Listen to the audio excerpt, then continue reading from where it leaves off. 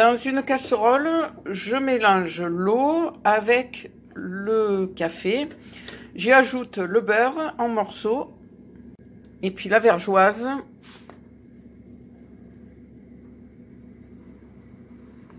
Je termine par le chocolat. Je fais fondre le tout sans porter à ébullition. Ensuite, le sucre. Et cette préparation, je la laisse refroidir. Dans un bol, je mets la farine avec une pincée de fleur de sel. Dans un autre saladier, je mets mes œufs, l'huile et le lait. Et je mélange à la cuillère pour ne pas incorporer d'air. Dans le robot, je mélange les poudres avec le mélange à base d'œuf. Puis j'incorpore petit à petit le mélange chocolat.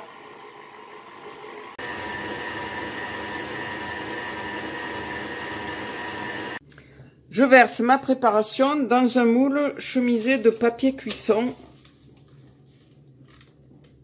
Et j'enfourne pour 1h40 à 2h dans mon four à 135 degrés en chaleur tournante. Au bout de 2 heures de cuisson, j'arrête mon four, j'entrebâille la porte et je laisse ainsi 10 minutes. Je sors ensuite mon gâteau du four et je l'emballe dans du papier aluminium et je laisse refroidir ainsi une nuit à température ambiante.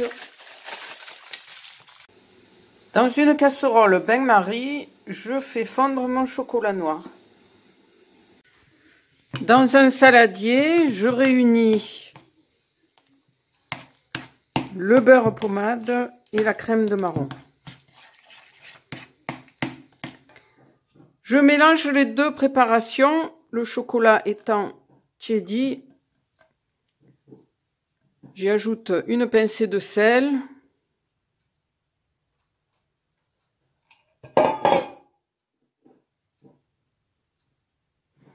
Et je fouette le tout. Je fouette pendant 3 minutes pour aérer la préparation. Je démoule mon gâteau sur mon plat de présentation.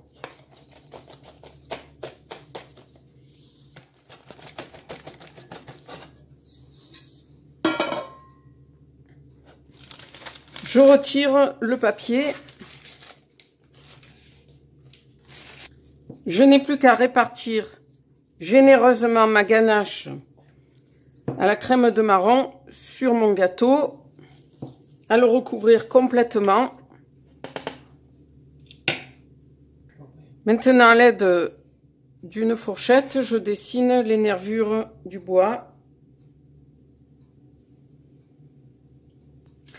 Maintenant, je n'ai plus qu'à décorer avec des décors en plastique, du hou, des champignons, pourquoi pas en meringue.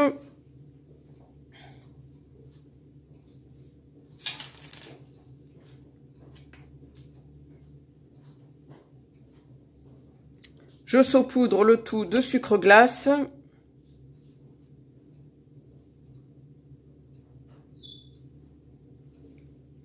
Deux pistaches hachées pour faire la mousse. Et mon dessert est terminé.